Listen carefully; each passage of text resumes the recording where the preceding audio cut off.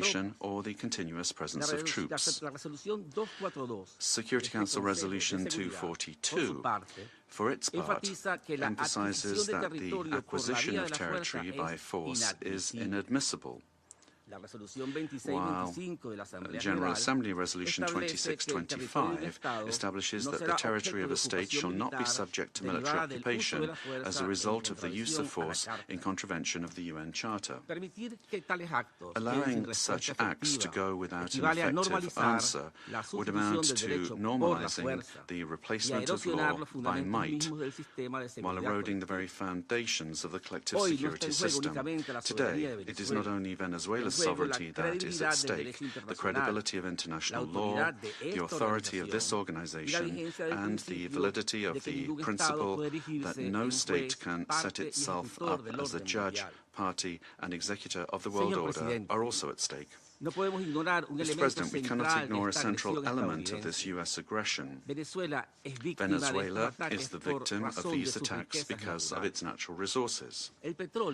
Our country's oil, energy, strategic resources, and geopolitical position have historically been factors of greed and external pressure. When force is used to control resources, impose governments, or redesign states, we are faced with a logic that harks back to the worst practices of colonialism and neocolonialism. Accepting such a logic would mean to open the door to a deeply unstable world in which countries with greater military capacities can decide by force the political and economic destinies of other states. This scenario not only threatens Venezuela, it threatens international peace and security as a whole. If the kidnapping of a head of state, the bombing of a sovereign country, and the open threat of further armed action are tolerated or downplayed, the message sent to the world is a devastating one, namely that the law is optional and that force is the true arbiter of international relations.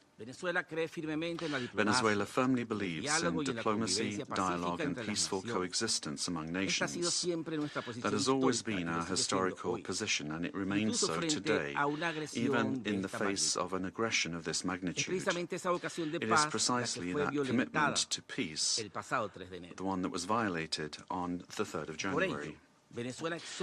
Therefore, Venezuela urges the Security Council to fully assume its responsibility and to act in accordance with the mandate conferred upon it by the Charter of the United Nations.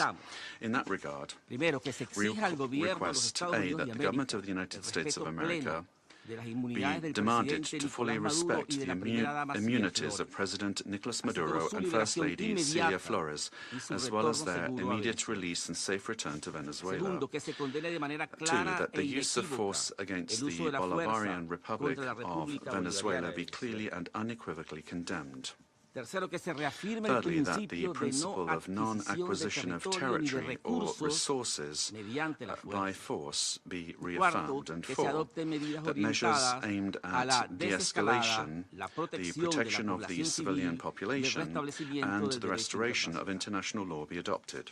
Mr. President, in spite of the seriousness of the events, Venezuela would like to inform this body and the international community that its institutions are functioning normally, that constitutional order has been preserved, and that the state exercises effective control over all of its territory. In accordance with our Constitution, Executive Vice President Delcy Rodriguez is being sworn in as acting President of the Republic, thereby guaranteeing institutional continuity, stability, and internal peace.